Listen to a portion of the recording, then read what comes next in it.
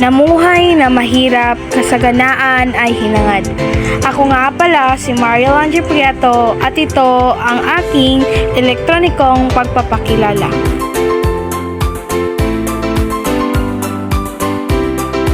Ako ay 19 na taong gulang, ipinanganak noong Agosto 2, 2005. Ako ay pinanganak sa Malusing Zone 1, Santa Cruz, Davao del Sur, na isang masayahin at cutie na bata. Napakaganda ng mundo upang sayangin ito. Ako ay isang tao na mahilig mag-adventure at makita ang tunay na kagandahan ng mundo. Hindi dahil sa gusto ko lang, kundi dito.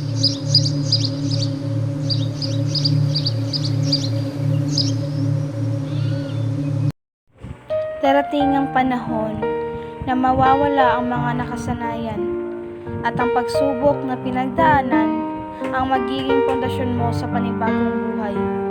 Matututo kang tumayo sa sariling mga paa at hanapin ang tunay na kahulugan ng buhay. Siguro masasabi nating mahirap lumaban, mahirap pagsakripisyo, ngunit ito lang ang paraan upang makamit ang inaasam-asam na tagumpay, at yon ang makapagtapos ng kolehiyo.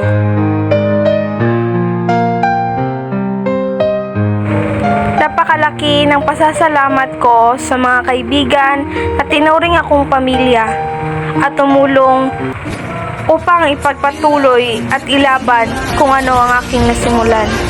At naniniwala ako sa kasabihan na sa tamang panahon at tamang oras, ang Diyos na mismo ang magbibigay kung ano ang nararapat.